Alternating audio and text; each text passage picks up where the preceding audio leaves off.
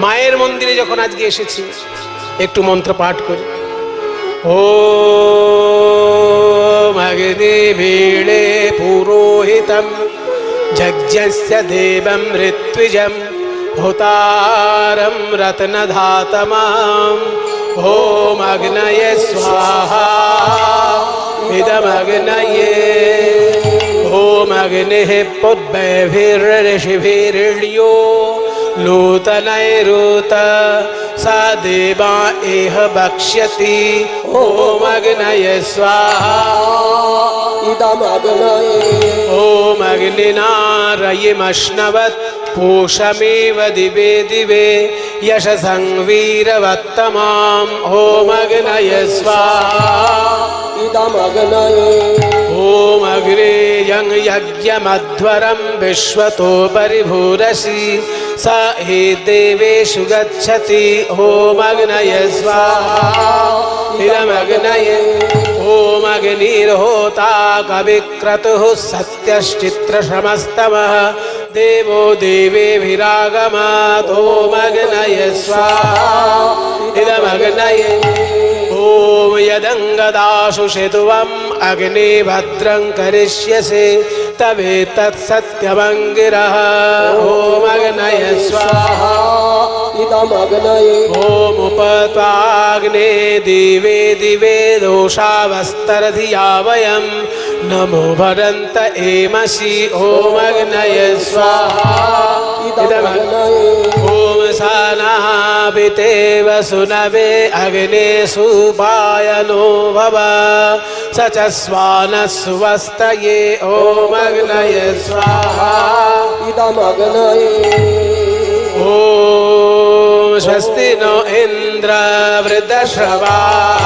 स्वस्ति न पूषा विश्ववेदाः स्वस्ति नस्तक्षो अरिष्टनेमि स्वस्ति न बृहस्पतिर्दधातु ओम शांति शांति शांति हरि ओम। কিন্তু প্রধানমন্ত্রী যদি গুরুদেবকে দক্ষিণা দেয় কি দেবে? একেবারে ব্ল্যাঙ্ক চেক। गुरुजी आपके चरणों में न्यौछावर कर दिया हूं, अपने हिसाब के अनुसार लिख लीजिए। তাই না? তাহলে আপনি যখন দান করবেন 100 টাকা দেবেন, কিন্তু প্রধানমন্ত্রী যদি কাউকে দান করে সে তো কোটির উপরে গল্প। সেই জন্য আপনি যাকে দান করবেন মনে করুন 1 কোটি টাকা দিলেন, তারপরে তার কাছে হাত পেতে বলবেন 1টি টাকা ভিক্ষা দিন। 1 কোটি টাকা দেওয়ার পর কেউ যদি 1 টাকা ভিক্ষা চায় কেউ হাসবে? বলে না, কেউ হাসবে না। কিন্তু আমি চাইবো কেন? বলে চাইলে আপনারই মঙ্গল। আপনি যখনই 1 কোটি টাকা দেওয়ার পর 1 টাকা ভিক্ষা করবেন আপনার দানের অহংকার দূরে যাবে, দানের অহংকার দূরে যাবে, অহংকার দূরে যাবে। যখন দান করে ভিক্ষা করবে দানের অহংকার। যেই 1 টাকা ভিক্ষা করে ফেললে তুমি আর কোনোদিন বুক বাজিয়ে বলতে পারবে না জানেন আমি আমাকে 1 কোটি টাকা দিয়েছি, বলতে পারবেন না। 1 কোটি দিয়েছি, তার কাছে 1 টাকা ভিক্ষাও নিয়েছি, তাই অহংকারটা আপনার থাকবে না। বাহ, এ তো সাংঘাতিক সুপরামর্শ, খুবই ভালো লাগলো।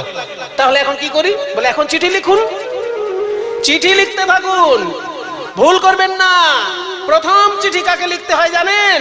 ওই যে মা কালীর চরণ তলে যিনি শুয়ে আছেন। প্রথমে শঙ্করে পরে শঙ্করী রে, প্রথমে শঙ্করে পরে শঙ্করী রে, গণপতি কার্তিকের রে, প্রথমে শঙ্করে পরে শঙ্করী রে, গণপতি কার্তিকের রে।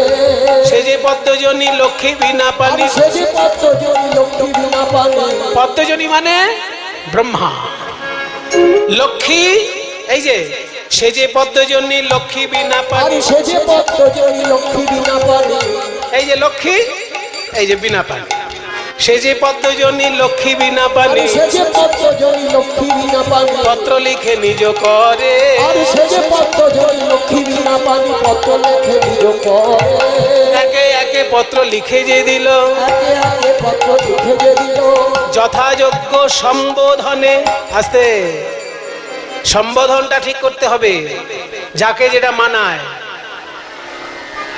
দুর্গা দেবীর সামনে কি লেখা হলো? দুর্গা মাতা সহায়। গণেশের আগে কি লেখা হলো? সিদ্ধিদাতা গণেশায় নমঃ। যাকে যেটা সম্বোধন, যথাযোগ্য সম্বোধনে যে কথা যার ভালো লাগে, যথাযোগ্য সম্বোধনে, যথাযোগ্য সম্বোধনে একে একে পত্র লিখে দিবি, পত্র লেখে নিজ করে, পত্র লেখে নিজ করে। সবার নামে তো চিঠি লেখা হলো, কিন্তু দাদা বলাই, যে মা এত কষ্ট করে মানুষ করলো তাকে তো আমি চিঠি লিখতে পারলাম না দাদা। ভাই রে, আমি তো সেটাই তোকে বলতে যাচ্ছিলাম, মায়ের নামে চিঠি কই? কৃষ্ণ বলছে, দাদা গো, সকলকে চিঠি লেখার মতো পড়াশোনা করেছি বটে, কিন্তু মাকে চিঠি লেখার মতো কোনো ভাষা খুঁজে পেলাম না দাদা। কোনো ভাষা খুঁজে পেলাম না দাদা। আমি কি বলে বা ক্ষমা চাইব? মা বাবাকে চিঠি লেখা যায়? মনে করুন কোন ছেলে বিয়ে করছে, সারা পাড়ার লোকের বাড়িতে কার্ড নিয়ে যাচ্ছে, আর বাবার কাছে একটা কার্ড নিয়ে যাবে, বাবা এই যে আমি বিয়ে করছি, এই নাও কার্ড। হয় কখনো? হয় যদি ছেলে বিদেশে থাকে। যদি ছেলে বিদেশে থাকে, মনে করুন ছেলে চাকরি করেছে, এত পড়াশোনা করেছে, বড় চাকরি পেয়ে বিদেশে চলে গেছে, সেখানে একটা মেম সাহেব পছন্দ হয়েছে, তাকে বিয়ে করে নিয়েছে। এবার সেই সময় যদি একটা চিঠি বাবার কাছে না আসে, বা বাবাকে ফোনেও যদি নিমন্ত্রণ না করে, তাহলে বাবা জানবে কি করে ওখানে বিয়ে হচ্ছে ছেলে? তবে ভাষাটা সেখানে মার্জিত হতে হবে, এইভাবে লিখতে হবে, বাবা এই বিদেশ বিভূতিতে কাজ করতে এসে পরিস্থিতির চাপে পড়ে আমি বিবাহ করতে বাধ্য হলাম, তোমার যদি আসার সময় সুযোগ হয় এসে আশীর্বাদ করো। এইটা বাবার কাছে চিঠি হতে পারে। কিন্তু যদি এরকম লেখে, এই যে তুমি তো আমাকে ঠিক করে খাওয়াতেই পারলে না, মানুষ করতেই পারলে না, তুমি আবার চিঠি আশা করো কেন? যাক, তবু তোমাকে জানাচ্ছি বাবা বলে একটা মেম সাহেব বিয়ে করেছি, পারলে এসে দুটো খেয়ে যেও। এইরকম যদি ভাষার ছিরি হয়, সেরকম বাবা যাবে কোনোদিন? ওই জন্য মার্জিত ভাষা হতে হয়। কৃষ্ণচন্দ্র এখন দ্বারকার রাজা, আর ওদিকে নন্দ রাজা, মা যশোদারা গ্রামে পড়ে আছে, তাদের কাছে চিঠি লিখতে হলে ভাষাটা মার্জিত হতে হবে। মা গো যশোদে, কত না ব্যথা দিয়েছি তোমার কোমল প্রাণে, কুপুত্র যদি বা হয় কুমাতা কদাপি নয়, আমার সকল অপরাধ ক্ষমা করে এই দান ব্রত যজ্ঞে এসো মা, তুমি আশীর্বাদ না করলে আমার যজ্ঞ সম্পূর্ণ হবে না। এই যদি ভাষা হয় তাহলে মা ছুটে আসবে। নন্দরাজ আগে লিখলো, বাবা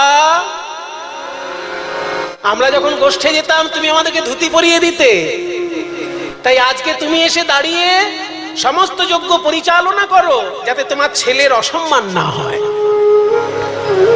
তুমি অনেক যজ্ঞ করিয়েছো, আর আমি তো শুধু রাজনীতি করেছি। আমি সারা ভারতের রাজনীতির দায়িত্ব মাথায় নিয়ে নাজেহাল, আর তুমি তো বৃন্দাবনে অনেক যজ্ঞ করিয়েছো, তাই যজ্ঞে তুমি বোঝো সব। তুমি দাঁড়িয়ে থেকে যজ্ঞ পরিচালনা করে দাও, যাতে তোমার ছেলের অসম্মান না হয়। এই হচ্ছে বাবার কাছে চিঠি। এরকম সবাইকে লিখলো, শ্রীরাম সুদামকে লিখলো যে তোরা পাকা পাকা ফল আনবি, ভাত রুটি খাওয়া যাবে না, ফল খেয়ে থাকতে হবে, তোদের আনা ফলই আমি খাবো। আর দাদা বলরাম যখন আড়ালে সরে গেলেন, রাধারানীকে উদ্দেশ্য করে চিঠিটি লিখছেন, ওগো রাধে প্রেমময়ী, তুমি শুধু প্রেমময়ী নও, আমার শক্তি সঞ্চারিণী। ওগো রাধে,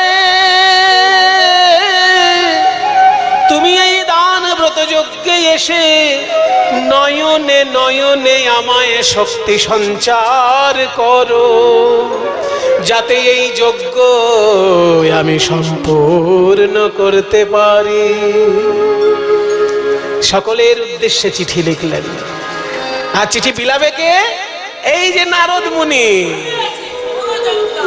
চিঠির বোঝা মাথায় নিয়ে নারদ চললেন। পত্র লইয়া নারদ মুনি আনন্দে মগ। ওই নিমন্ত্রণ পত্র লইয়া নারদ চলিল, নিমন্ত্রণ পত্র লইয়া নারদ চলিল, নিমন্ত্রণ পত্র লইয়া নারদ চলিল, নিমন্ত্রণ পত্র লইয়া নারদ চলিল, নিমন্ত্রণ পত্র লইয়া নারদ চলিল, নিমন্ত্রণ পত্র লইয়া নারদ চলিল, নিমন্ত্রণ পত্র লইয়া নারদ চলিল, নিমন্ত্রণ পত্র লইয়া নারদ চলিল, নিমন্ত্রণ পত্র লইয়া নারদ চলিল, নিমন্ত্রণ পত্র লইয়া নারদ চলিল। কৈলাস ধামে আসি।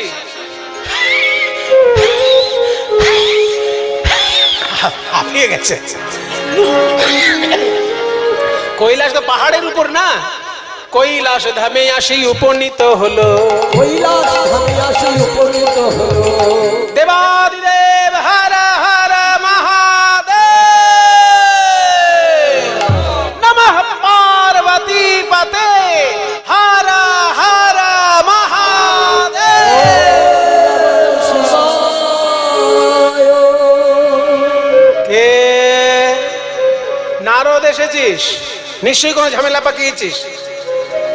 না মামা, একটা শুভ সংবাদ দিতে এসেছি। শুভ? তোর মুখে আবার শুভ সংবাদ? এই জীবনে প্রথম শুনবো হয়তো। বল মামা। শ্রীকৃষ্ণচন্দ্র যজ্ঞ করছে। হ্যাঁ, আবার যজ্ঞের খবর দিতে এসছিস? একবার আমার শ্বশুর মশাই যজ্ঞ করেছিল, তুই খবর দিতে এসছিলিস। এমন রেগে গেলাম শ্বশুরের মুন্ডই কেটে দিলাম। আবার তুই যজ্ঞ? না মামা, তোমার শ্বশুর মশাই যখন যজ্ঞ করেছিল তোমাকে তো নেমন্তন্নই পাঠায়নি, কিন্তু এবার কৃষ্ণচন্দ্র যে যজ্ঞ করছেন প্রথম নিমন্ত্রণ পত্র তোমার নামে। পড়ে দেখো, লেখা আছে সাঙ্গ পাঙ্গ সঙ্গে করে আসবেন। তাহলে সাঙ্গ পাঙ্গ কে তোমার? নন্দী ভৃঙ্গি, ডাকিনী যোগিনী, ভূত। তাহলে ভূত প্রেত সবাইকে নিয়ে যাবে। পত্র হেরি ভোলানাথের আনন্দিত মন, পত্র হেরি ভোলানাথের আনন্দিত মন, বম বম বলি ভোলা করয়ে নিতম, বম বম বলি ভোলা করয়ে নিতম, আনন্দ ধরে না, আনন্দ ধরে না। পত্র হেরি ভোলানাথের আনন্দ ধরে না। ওই পত্র হেরি ভোলানাথের আনন্দ ধরে না, পত্র হেরি ভোলানাথের আনন্দ ধরে না। বম বম বলি ভোলা করয়ে নতম, বম বম বলি ভোলা করয়ে নিতম। শিব ঠাকুর যখন আনন্দে নেচে উঠেছেন, স্বর্গে নিমন্ত্রণ সম্পূর্ণ, পাতালে নিমন্ত্রণ সম্পূর্ণ, মর্তধামে বিভিন্ন রাজ্যে নিমন্ত্রণ সেরে নারদ এসেছে বৃন্দাবনে। একই এখানে তো দশা আরো করুণ হয়েছে। দেখে শ্রীদাম সখা পটেতে আঁকা শ্যামের মূর্তি করে, নারদ দেখে শ্রীরাম সখা পটেতে আঁকা পাকা পাকা ফল লইয়া বলে ভাই কানাই খারে খারে। পাকা পাকা ফল লইয়া বলে ভাই কানাই খারে খারে।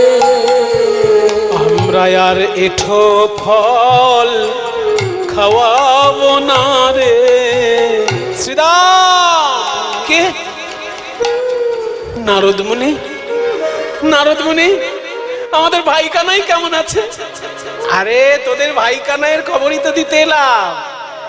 তোদের ভাই কানাই বিরাট বড় যজ্ঞ করছে। হ্যাঁ হ্যাঁ, আগে তো জানতাম নন্দরাজা যজ্ঞ করেন, এখন ভাই কানাইও করছে।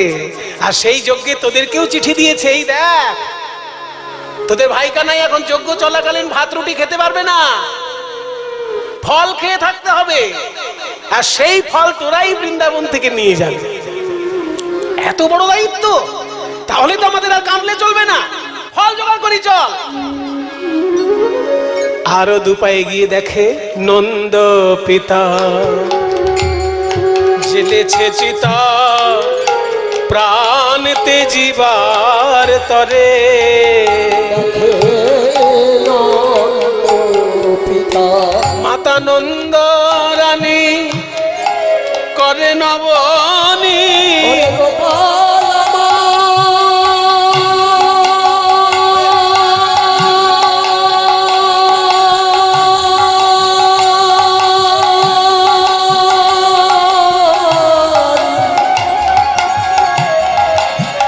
একবার ফিরে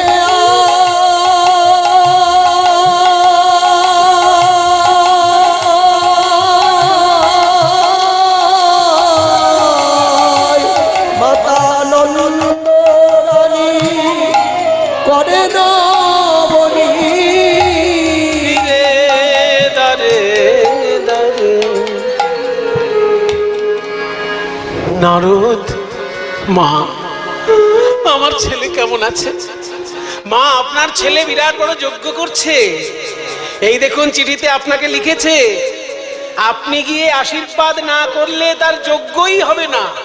হ্যাঁ, রাজা হবার পরেও আমাকে মনে রেখেছে। তাহলে তো আমাকে আশীর্বাদ করতে যেতেই হবে। আমি কি খালি হাতে আশীর্বাদ করতে পারি?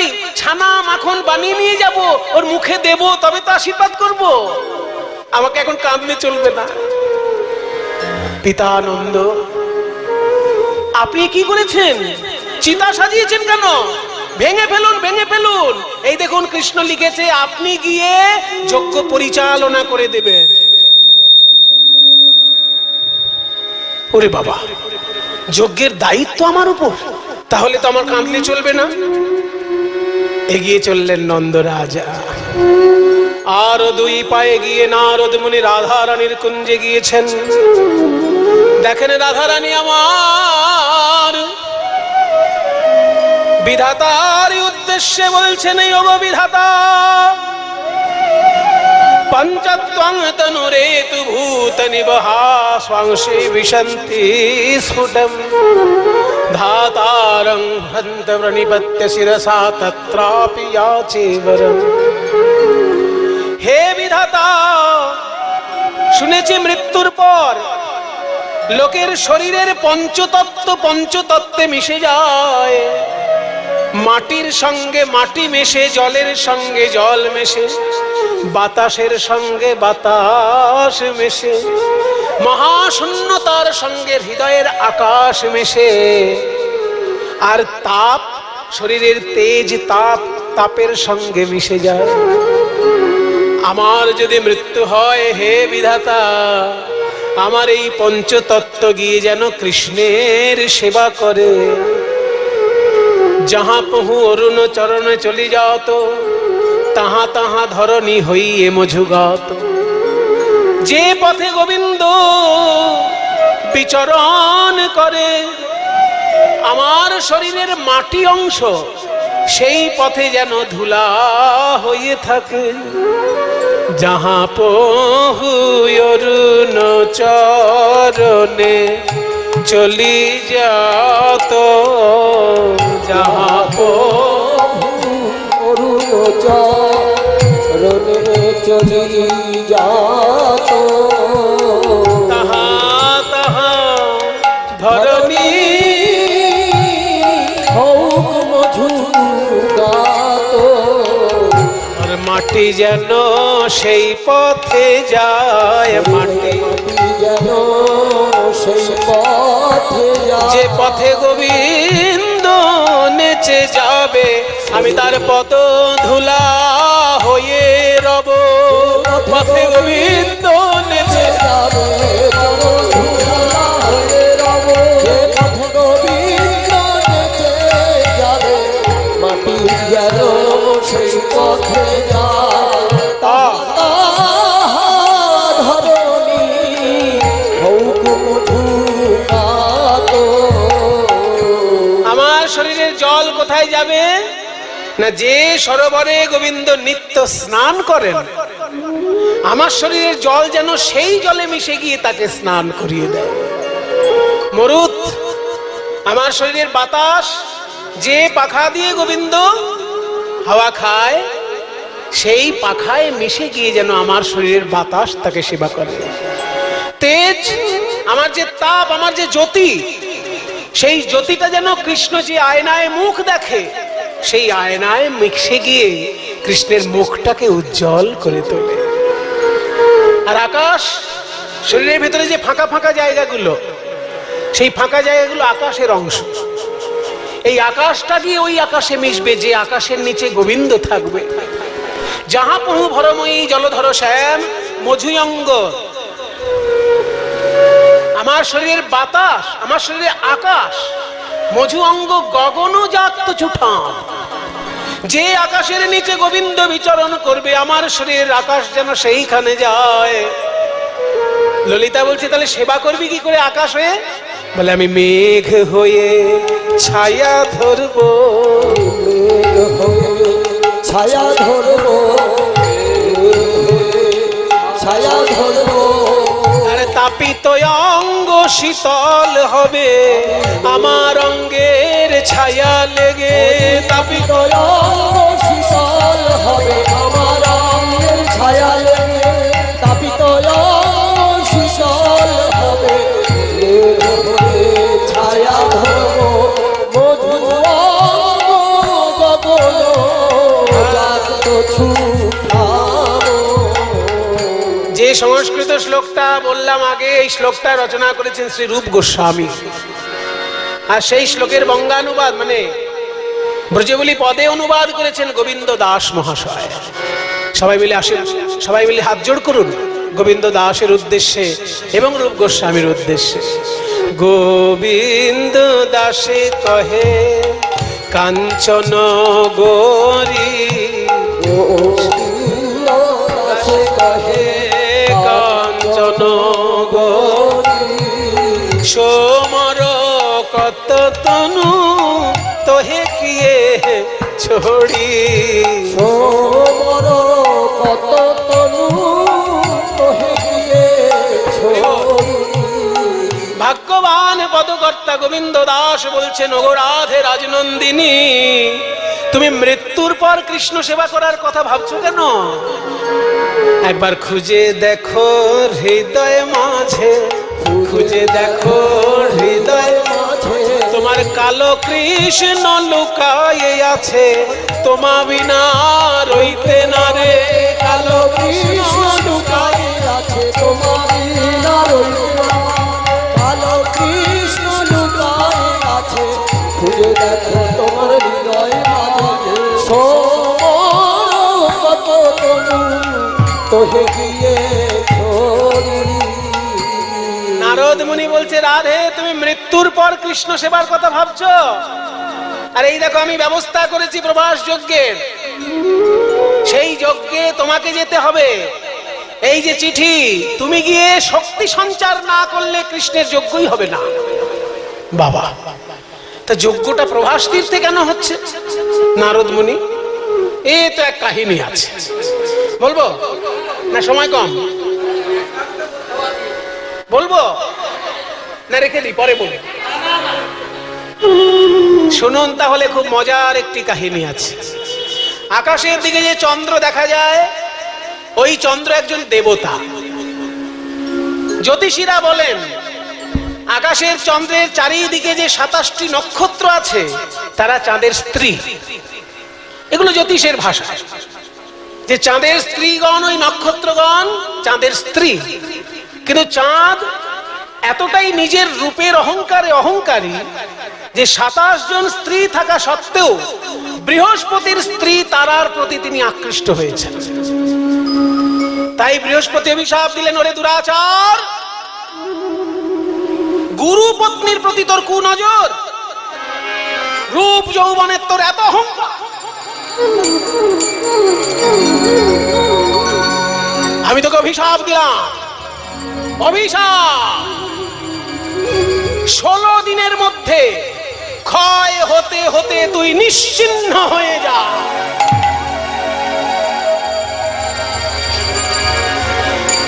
কারোর অভিশাপ কাজে লাগুক না লাগুক, গুরু যদি অভিশাপ দেয়, গুরু হইতে সাবধান। গুরুর বাড়ি বেশি যাবেন না, আবার কমও যাবেন না। কম গেলে সঠিক সন্ধান পাবেন না, আবার বেশি পেলে গেলে যদি গুরুদেব অভিশাপ দিয়ে দেয়, বিপদে পড়ে যাবেন। সাধারণত গুরুরা অভিশাপ দেয় না, কিন্তু অতিষ্ঠ হয়ে গেলে বলা যায় না।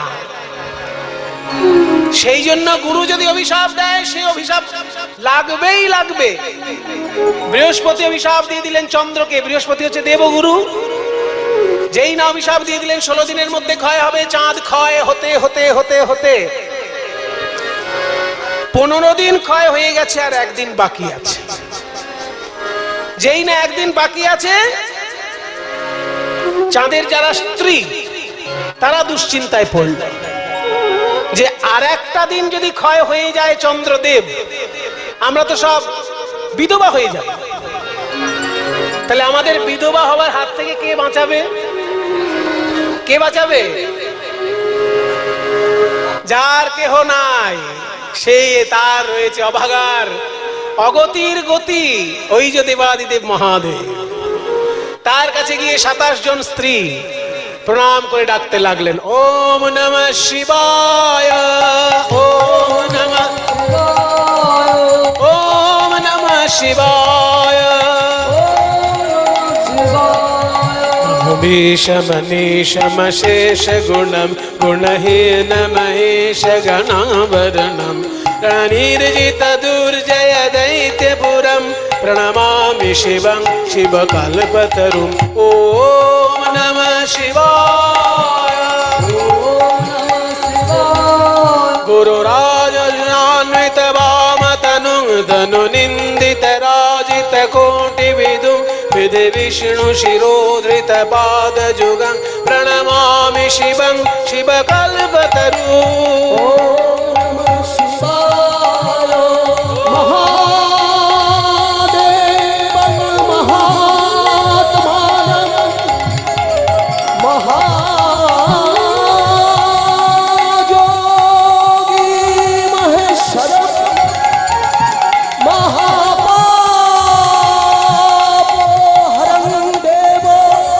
मकराय नमो नमो। ओम नमः शिवाय,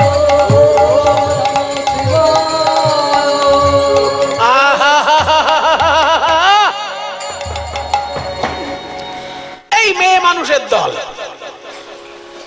আমাকে একটু ভালো করে ধ্যান করতে দেবে না। একটু এই হিমালয়ে আমি কেন বাড়ি বানিয়েছি? কৈলাসের ঠান্ডার মধ্যে কেউ থাকতে পারে? কিন্তু আমি বাড়ি বানিয়েছি যাতে লোকে আমার কাছে যে ঝামেলা না করে। আর এইখানে আমি আপন মনে ধ্যান করছি, দেখে একদল মেয়ে আমার নামে নমঃ শিবায় করছে। আমার ধ্যান জমবে? এই মেয়েরা কেন এরকম আমাকে বিরক্ত করছো? কে তোমরা? আমাদেরকে চিনতে পারছেন না? একটু ভালো করে দেখুন, আমরা আপনার আপনজন।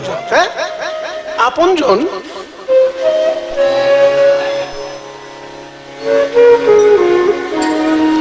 দক্ষ রাজার 27টি মেয়েকে বিয়ে করেছেন চন্দ্রদেব, আর দক্ষ রাজারই একটি মেয়েকে বিয়ে করেছিলেন শিব ঠাকুর। তাহলে দুজনের শ্বশুর হচ্ছে দক্ষ, চাঁদ আর শিব। তাহলে শিব আর চাঁদের কি সম্পর্ক? ভাইরা ভাই। তাহলে চাঁদের স্ত্রীগণ শিবের কে হয়? মিষ্টি সম্পর্ক। আমরা আপনার শালিকা, শালিকা, ওই জন্য যেন চেনা চেনা লাগছিল। আচ্ছা বলো, কি বিপদে পড়ে আমার কাছে এসেছে? বলে বিপদে না পড়লে আপনার কাছে কে আসে? সারা গায়ে ছাই মেখে বসে থাকেন, সাপ জড়িয়ে বসে থাকেন, বিপদে পড়লেই তো আপনার কাছে আসে লোকে। আমরাও এসেছি। কি বিপদ বলো? বিপদ হলো এই, দোষ করেছে আমাদের স্বামী, আর বিধবা হতে চলেছি আমরা। শিব ঠাকুর বলছি, দেখো আমি একটু সহজ সরল দেবতা, অত জটিল কথা বুঝি না, একটু খুলে বলো। আর খুলে কি বলবো জামাই বাবু? আপনি তো আমাদের কর্তাকে চেনেন। আমরা 27 জন স্ত্রী থাকতেও ওনার এমন নজর, বৃহস্পতির স্ত্রী তারার প্রতি উনি আকৃষ্ট। তাই আচ্ছা দাবাই পেয়েছে। বৃহস্পতি এমন অভিশাপ দিয়েছেন, বলেছেন 16 দিনের মধ্যে ক্ষয় হয়ে শেষ হয়ে যাবে। তা 15 দিন ক্ষয় হয়ে গেছে, আর একটা দিন বাকি আছে। এইটুকু ক্ষয় হলেই চন্দ্র দেবতা নিশ্চিহ্ন, আর আমরা বিধবা। তাই আমাদেরকে বিধবা হবার হাত থেকে আর কেউ বাঁচাতে পারবে না, আপনি বাঁচান জামাইবাবু। শিব ঠাকুর বললেন ঠিক আছে ঠিক আছে, অনন্য শরণ, অগতির গতি, আমি যখন আছি তোমাদের জামাইবাবু, কোনো চিন্তা নেই। শোনো, ওই এক খণ্ড চাঁদকে এনে আমার জটার মধ্যে লুকিয়ে রাখো। কেন জানো? যদি ঘড়িতে জল না ঢোকে তাকে বলে ওয়াটার প্রুফ ঘড়ি, তেমনি এই জটার মধ্যে কারোর অভিশাপ ঢুকবে না। তাহলে এই জটাটা হলো অভিশাপ প্রুফ জটা। এর মধ্যে ওই চাঁদকে রেখে দাও, কারোর অভিশাপ এখানে কাজে লাগবে না। এই মন্ত্র দেওয়া জটা। তাই তাহলে ওই এক খণ্ড চন্দ্রকে এনে শিবের জটায় যুক্ত করে দেওয়া। সেদিন থেকে শিব ঠাকুরের জটায় এক খণ্ড চাঁদ। আকাশের চাঁদ আলাদা, শিব ঠাকুরের জটার চাঁদ আলাদা। আকাশের চাঁদে 15 কলায় চাঁদ, আর এক খণ্ড এক কলা চাঁদ শিব ঠাকুরের জটায়। ওই জন্য এদিকে জ্যোতি যখন কমে যায় ওদিকে জ্যোতি বাড়তে থাকে, ওদিকে যখন জ্যোতি কমে যায় এদিকে জ্যোতি বাড়তে থাকে। তাহলে এক খণ্ড চাঁদকে আমার জটায় এনে রেখে দাও, কারোর অভিশাপ কাজ করবে না। যেই না এক খণ্ড চাঁদকে জটায় এনে রেখে দিল, আর তো আকাশে চাঁদ নেই, শিবের জটায় চাঁদ। এবার আকাশে চাঁদ না থাকলে কি হবে? সারা বছরই রাতের বেলা অন্ধকার। বৃহস্পতি অভিশাপ দিয়ে ঠকে গেলেন, কারণ রাতে যখন হাঁটেন পূর্ণিমায় চাঁদ থাকলে একটু দেখে শুনে হাঁটতে পারতেন, কিন্তু চাঁদ নেই, এখন বারবার হোঁচট খাচ্ছেন রাস্তায়। ভাবছে আমার শিষ্যটাকে একটু জোরালো অভিশাপ দেওয়া হয়ে গেছে। আরে বাবা, মেরে দেওয়ার কি? বেঁচে থাকলে তো তার সঙ্গে লড়াই করতে ভাল লাগে। শত্রুকে মারতে নেই, শত্রুকে বাঁচিয়ে রেখে লড়াই করতে হয়। তোকে মেরেই দিলাম, এখন যে রাতের বেলা অন্ধকার, কোনো আলো নেই, তো কি করব? ও যদি বেঁচে থাকতো আমি বলে দিতাম যে সোম তীর্থে গিয়ে যদি কেউ স্নান করে তার ক্ষয় রোগ দূর হয়ে যায়। সোম তীর্থে গিয়ে স্নান করলে ক্ষয় রোগ দূর হয়। এটা আড়াল থেকে শুনে ফেললো চাঁদের স্ত্রীগণ। বৃহস্পতি তো আর জানে না চাঁদকে ফ্রিজে রাখা আছে। যখনই ওই চাঁদের স্ত্রীগণ শুনে নিয়েছে যে সোম তীর্থে স্নান করালে চাঁদ আবার পূর্ণ হয়ে যাবে, শিবের জটা থেকে ওই এক খণ্ড চাঁদকে এনে সোম তীর্থে স্নান করানো হলো। সোম তীর্থটা কোথায়? সারা ভারতবর্ষে দ্বাদশ জ্যোতির্লিঙ্গ, যেখানে শিব ঠাকুরের বিশেষ বিশেষ প্রকাশ, সেই জায়গাগুলিকে বলা হয় জ্যোতির্লিঙ্গ তীর্থ। তার মধ্যে প্রথম জ্যোতির্লিঙ্গ তীর্থ হলো গুজরাটের সোমনাথ মন্দির। এই সোমনাথ মন্দিরে এত সোনা দানা মণি মাণিক্য থাকতো যে সুলতান মাহমুদ 17 বার ওই মন্দির লুণ্ঠন করেছেন। একবার দুবার নয়, 17 বার সোমনাথ মন্দির লুণ্ঠন করে নিয়ে গেছে, তবুও সোমনাথ মন্দিরের সোনা দানা কমাতে পারেন। এই হচ্ছে সোমনাথ মন্দির। সেই সোমনাথ মন্দির থেকে হাফ কিলোমিটার সামনে 3টে নদী এক জায়গায় এসে মিশছে, সেটাও একটা ত্রিবেণী। তবে এখন 3টে নদী পরিষ্কার দেখা যায় না, এখন জলের একটা খাল সেখানে দেখা যায়। ওই ত্রিবেণীতে যদি কেউ স্নান করে সেটা মহাপুণ্য স্নান। সেটাই চন্দ্র দেবতা গিয়ে ওখানে স্নান করলেন, আস্তে আস্তে পূর্ণতা লাভ করল। যেই না চাঁদ পূর্ণ হয়ে গেল তখন থেকে ওই তীর্থটার নতুন নাম হয়ে গেল। আগে নাম ছিল সোম তীর্থ, এখন নাম হয়ে গেল প্রভা যুক্ত আস। চন্দ্র তার হারানো প্রভা, প্রভা মানে জ্যোতি, চন্দ্র তার হারানো প্রভা ফিরে পেল, ওই জন্য তীর্থটার নাম হলো প্রভা যুক্ত আস, প্রভাস তীর্থ। সেই প্রভাস তীর্থে যোগ্য হবে, তোমরা সবাই মিলে যাবে। তাহলে আর কিরে, আর তাহলে চিন্তা করে লাভ নেই। ফলমূল নিমন্ত্রণ পত্র পাইয়া ব্রজবাসীগণ, প্রভাস যজ্ঞের পথে করই গমন। এবার সকট ভরিয়া নিল দধি দুগ্ধ ছানা। সকট মানে কি? গরুর গাড়ি। ভর্তি করে দধি দুগ্ধ ছানার ফলমূল নিয়েছে। ফলমূল কত নিল না হয় গণনা, সকট ভরিয়া নিল দধি দুগ্ধ ছানা, ফলমূল কত নিল না হয় গণনা। প্রভাস তীর্থে চারদিকে চারটে দরজা হয়েছে। একদিকে দরজা দিয়ে আসছে শান্ত আর দাস্য রসের ভক্তগণ, অন্যদিকে দরজা দিয়ে আসছে সখ্য রসের ভক্তগণ, শ্রীরাম সুদাম। জোর সে বলো জয় কানহাইয়া লাল কি। হাসতে আমি যখন বলবো জয় কানহাইয়া লাল কি, আপনারা উত্তরে বলবেন হাতি ঘোড়া পাল কি।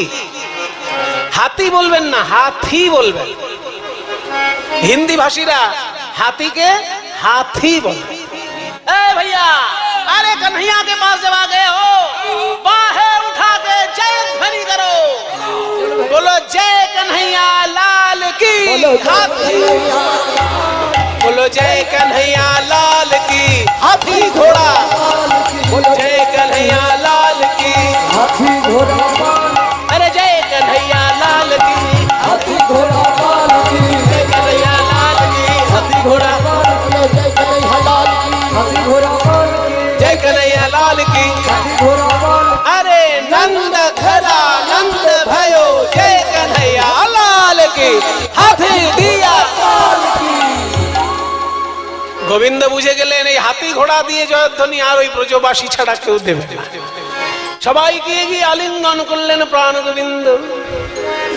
ওদিকে একটি দরজায় মা যশোদা এসেছেন। গোপাল বলিয়া কাঁদয়ে মা, ওই গোপাল বলিয়া কাঁদয়ে মা, কহয়ে রামের বদন চাই। কহয়ে রামের বদন চাই। বলাই দাদা, আমার মা যশোদার কান্না শুনতে পাচ্ছি। দারোয়ান বোধহয় বুঝতে পারেনি। সাধারণ মানুষ মনে করে আমার মা যশোদাকে বোধহয় বাধা দিয়েছে দারোয়ান। চলো দাদা, তুমি যজ্ঞের দিকটা দেখো, আমি মায়ের কাছে আগে যাই। মা মা বলিয়া ধাইয়া চলে, মাগো,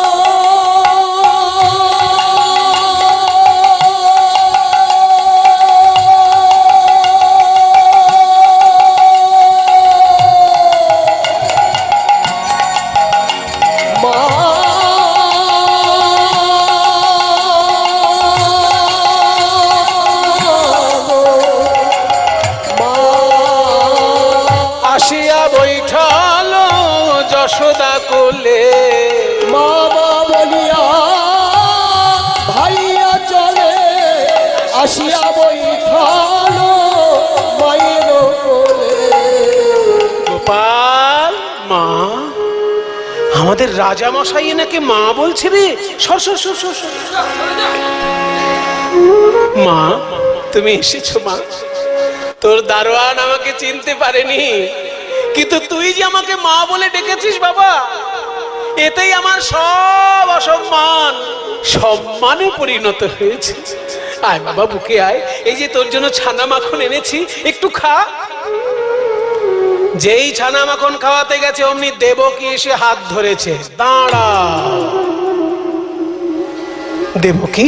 হ্যাঁ যশোদা, ছানা মাখন যদি খাওয়াতে হয় আমি খাওয়াবো, কারণ আমি ওর গর্ভধারিণী, আমি ওকে পেটে ধরেছি। তুমি দুদিন পালন করতে পারো, কিন্তু পালন করলে তার অধিকার বেশি না গর্ভে ধরলে তার অধিকার বেশি? আমি যে ওকে কোলে পিঠে করে বড় করেছি, কোলে পিঠে করে বড় করেছি। কোকিলের বাচ্চা কাকের বাসায় বড় হয়, পরে যখন কোকিল বুঝতে পারে আমি কাক নই, কারণ গলার সুর মেলে না, তখন সে বাসা ছেড়ে চলে যায়। তাহলে ওই দেখো বাবা,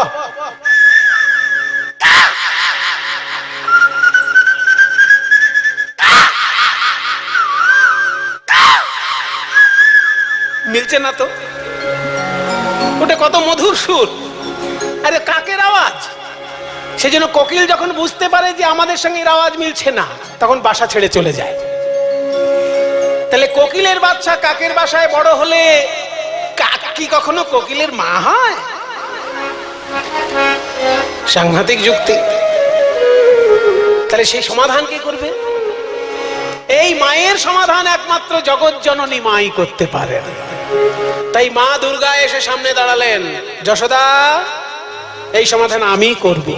যশোদা তুমি একদিকে দাঁড়াও, দেবকী তুমি যশোদার পাশে দাঁড়াও, কৃষ্ণ তুমি বিপরীত দিকে দাঁড়াও, মাঝখানে 100টা কাপড় টাঙিয়ে দাও, যার দুগ্ধ ধারা 100টা কাপড় ভেদ করে গিয়ে গোপালের বদনে পড়বে সেই মা হবে। শতেক বসন টানা হইবে, কার তনয় গোপাল জানা সে যাবে, কার তনয় গোপাল জানা সে যাবে। দেখো কার ও তনয়, কারো তনয়, মনে হয় কারো তনয়, কারো তনয়, কারো তনয়, কারো তনয়, মনে হয় কারো তো নয়, কার ও তো নয়, মনে হয় কারো তনয়, কারো তনয়, মনে হয় কারো তো নয়, যে ভজে তারই তো হয়, মনে হয় কারো তো নয়, যে ভজে তারিত হয়। মনে হয় কারো তনয়, যে ভজে তারিত হয়। কারো তনয়, কার তনয় গোপাল জানা সে যাবে। কার ও তো নয়, কারো তো নয়। এবার দেবকী বলছে আমার পেটে জন্ম নিয়েছে, আমার দুধ খাবে না মানে? গর্বে দেবকী সস্তন ধরে, গর্বে দেবকী সস্তন ধরে, আর প্রথম বসন ভেদ না করে, প্রথম বসন ভেদ না করে। মা যশোদা কেঁদে বলে আমার হৃদয়ের সুধা পান করে গোপাল বড় হলো, আর আমি এখন প্রমাণ দেব আমি ওর মা কিনা। গোপাল বলিয়া কাঁদায়ে মা,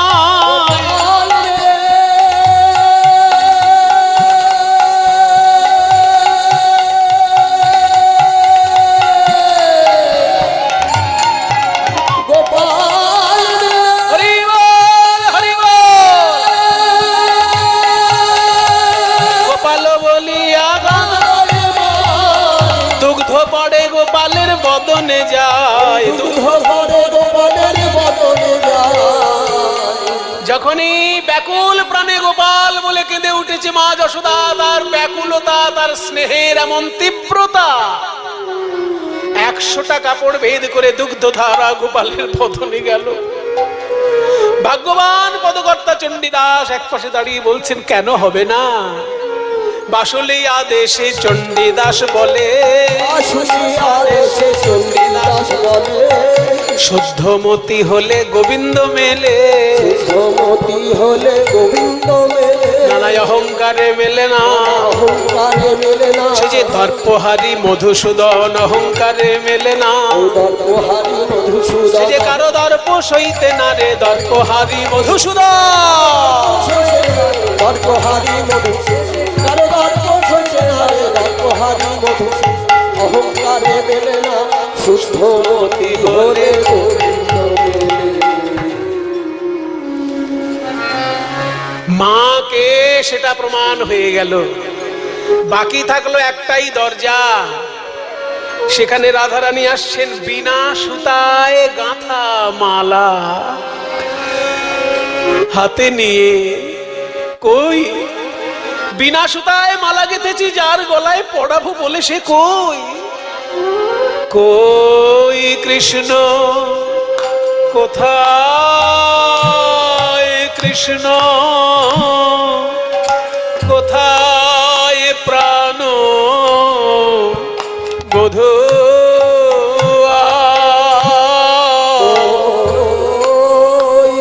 কৃষ্ণ কোথায়, কৃষ্ণ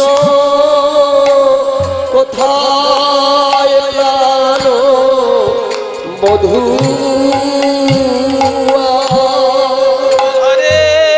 ঘরের বাহির বাহির কইলে আমায় বাঁশি শুনাই। ওগো, ছিলাম আমি রাজনন্দিনী গো,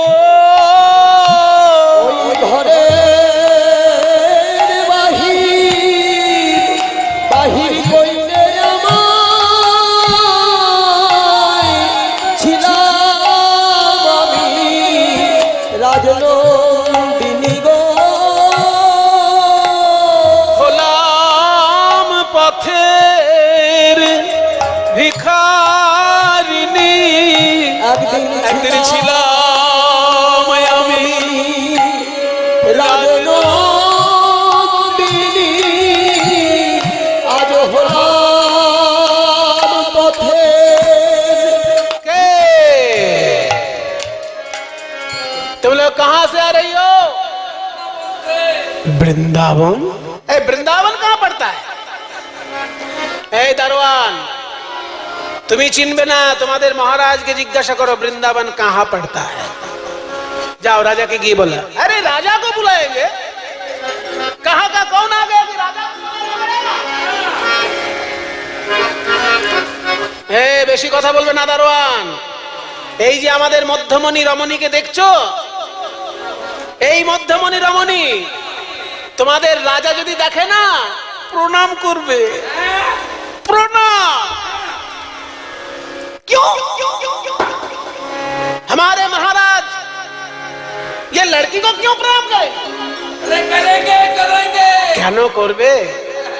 সে কথা বলতে লজ্জা হয়। কথা বলতে লজ্জা হয়, কথা বলতে লজ্জা হয়, কথা বলতে লজ্জা হয়। লাজের কথা বলতে লজ্জা, বড় লাজের কথা বলতে লজ্জা হয়। কেন কি এমন কথা যে লজ্জা হচ্ছে? তোমাদের রাজা একদিন ধরেছিল এই মেয়েটার পায়ে, তোমাদের রাজা ধরেছিল এই মেয়েটার পায়ে। কথা বলতে লজ্জা হয়, কথা বলতে লজ্জা হয়, কথা বলতে লজ্জা হয়। কেন কেন আমাদের রাজা এই মেয়েটার পায়ে হাত কেন দেবে? সে কথা রাজাকেই জিজ্ঞাসা করো, কেন হাত দেবে? এই মেয়ে তোমাদের রাজার গুরু, তোমাদের রাজার গুরু, তোমাদের রাজা বাঞ্ছা কল্পতরু, এই মেয়ে তোমাদের রাজার গুরু। রাজা বাঞ্ছা কল্পতরু, মেয়ে তোমাদের রাজার গুরু। তাহলে গিয়ে মহারাজকে বলি একবার, মহারাজ পূর্ব দিকে একদল রমণী এসেছেন, তাদের মধ্যমণি একজন, তার এত রূপ তার দিকে তাকানোই যাচ্ছে না। আবার বলছে আপনি নাকি একদিন ওর পায়ে, হ্যাঁ চুপ। পূর্ব দিকে দরজায় যখন কেউ এসেছে, দাদা বলাই তুমি একটু যজ্ঞটা দেখো, আমি গিয়ে দেখি। তখন যজ্ঞ হচ্ছে, মন্ত্র পাঠ হচ্ছে, সবাই একটু হাত জোড় করে বসুন। যজ্ঞ চলছে, যজ্ঞের মতন শ্রীকৃষ্ণ এসেছেন। রাধে, তুমি যে ঘর থেকে এলে তোমাকে বাধা দেয়নি কেউ? বাধা তো দিয়েছিল। আমার ননদি, আমার শাশুড়ি আমাকে বাধা দিয়ে বলেছিল এই সময় সেজে গুজে বৌমা কোথায় যাবে। শেষকালে কি হলো জানো? তোমারই যোগমায়াকে আমি শরণাপন্ন হলাম, বললাম মা যোগমায়া আমাকে তোমার রূপ দাও। এই যে মা, এই মা তখন রাধারানীকে রূপ দিলেন। রাধারানী কালী মূর্তি ধারণ করেছিলেন। কালী মূর্তি ধারণ করে আয়ানকে যখনই কালী রূপ দেখিয়েছিলেন, আয়ান বলেছিলেন তুমি মহাশক্তি, তোমাকে বাধা দেবার ক্ষমতা আমার নেই। সবাই মিলে একটু হাত জোড় করুন, একটু মায়ের চরণে মাকে আমরা ডেকে নিই। ওম নমঃ চণ্ডিকায় নমঃ, ওম কালিকায় নমঃ। ত্বং স্বাহা ত্বং स्वधा त्वं हि षट्कारस्वरात्मिका सुधा त्वमक्षरे नित्ये त्रिधा मात्रात्मिका स्थिता अर्धमात्रा स्थिता नित्या यानुचार्या विशेषतः त्वमेव सा त्वं सावित्री त्वं देवी जननी परा त्वयैव धार्यते सर्वं त्वयैतत्सृज्यते जगत् त्वयैतत्पाल्यते देवी तमत्सन्त्येज सर्वदा विशिष्टौ सृष्टिरूपा त्वं स्थितिरूपा च पालने तथा संहृतिरूपान्ते जगतोऽस्य जगन्मये महाविद्या महामाया महामेधा महास्मृतिः महामोहा च भवति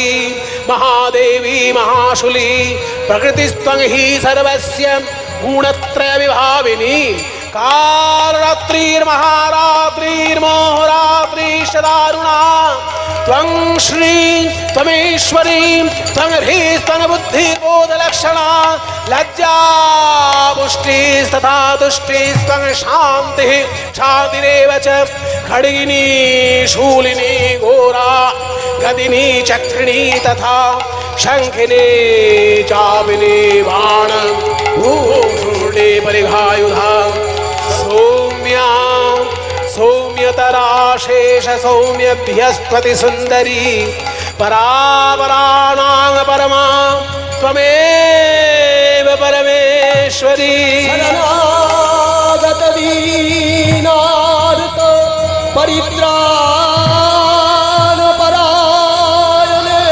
सर्वशान्ति हरे देवी नारायणी नमोस्तुते।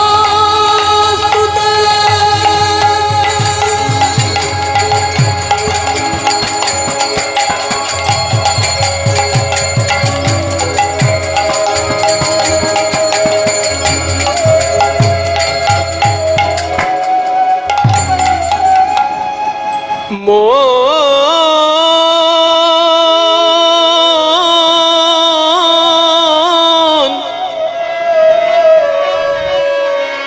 ওরে মন আমার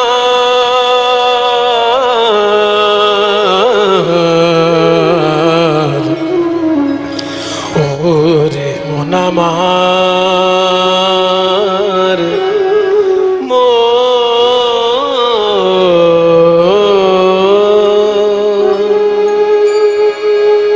মিছে ভ্রম ভূমণ্ডলে ভুল না দক্ষিণা কালী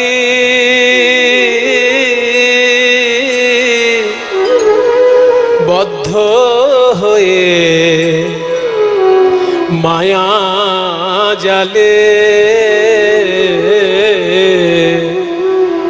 ভেবে দেখ মনকে ও কারো মিছে ভ্রম ভূমণ্ডলে ভুল না দক্ষিণা কালী পথ মায়া জানে ভেবে দেখ মনকে কারো যার জন্যে মর ভেবে সে কি তোমার সঙ্গে যাবে? যার জন্য এত চিন্তা করছো, কালকে মরে গেলে পরশুদিনই তোমার বাড়িতে সেই লোক গোবর ছড়া দেবে। যার জন্য তুমি এত ভেবে মরছো, তুমি কালকে মরে যাও পরশুদিনই। যার জন্য তুমি এত ভাবছো, সে চারিদিকে গোবর ছড়া দেবে যাতে ভূত না আসে। যার জন্যে মর ভেবে সে কি তোমার সঙ্গে যাবে?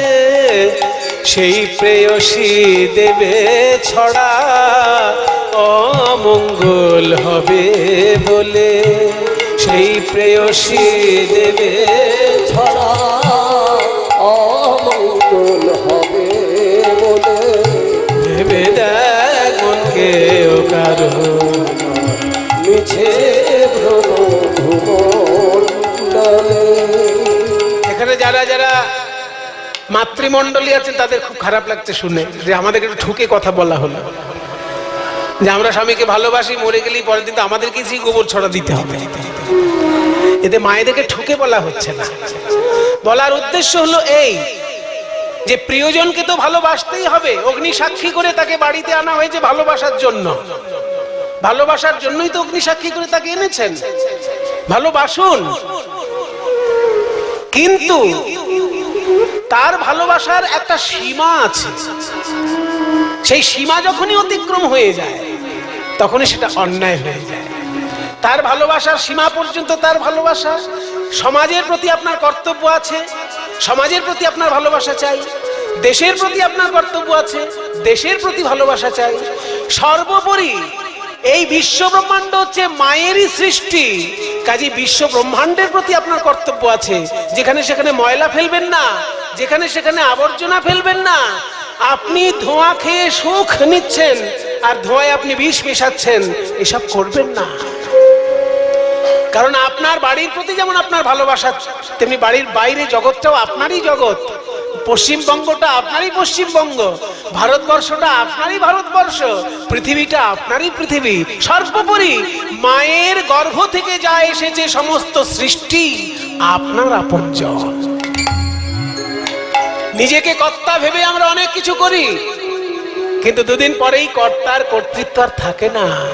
দিন দুই তিনের জন্য ভাবে কর্তা বলে সবাই মানে, দিন দুই তিনের জন্য হবে কর্তা বলে সবাই মানে, সেই কর্তারে দেবে ফেলে কালা কালের কর্তা এলে, সেই কর্তারে দেবে ফেলে কালা কালের কর্তা এলে।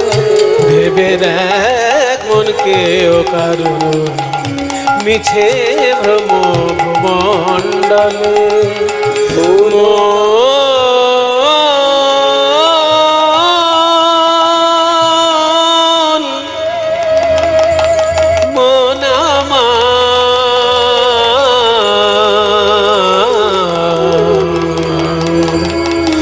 ওরে মন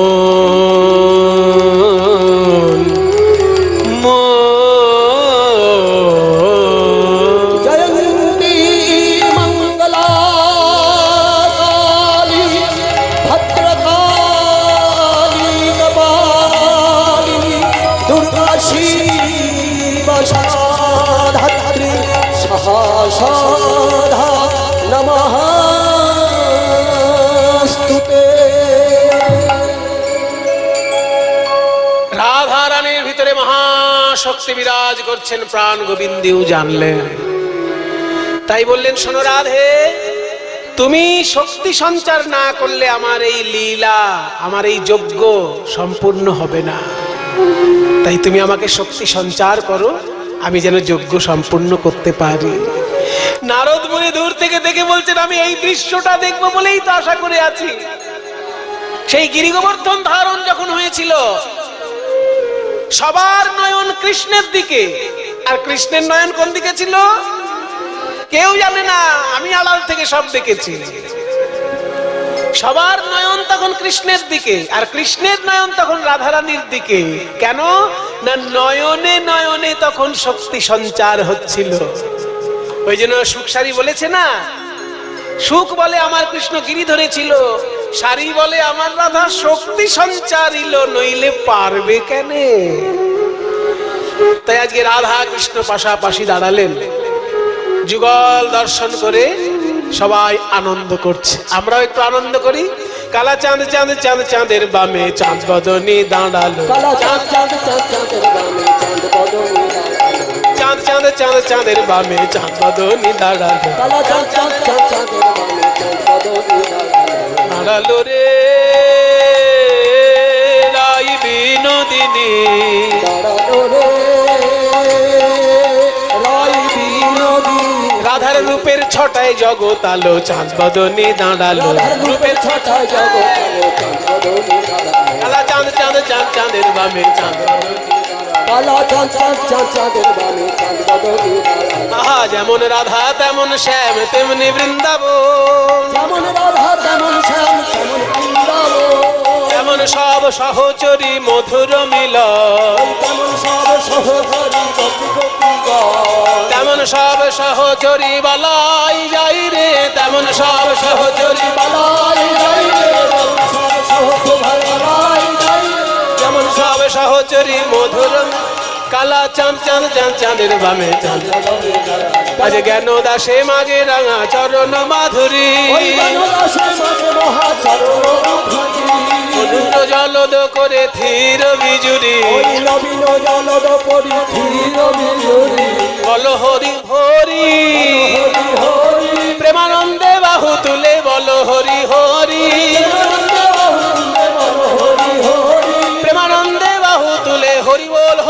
বলে হরি বল।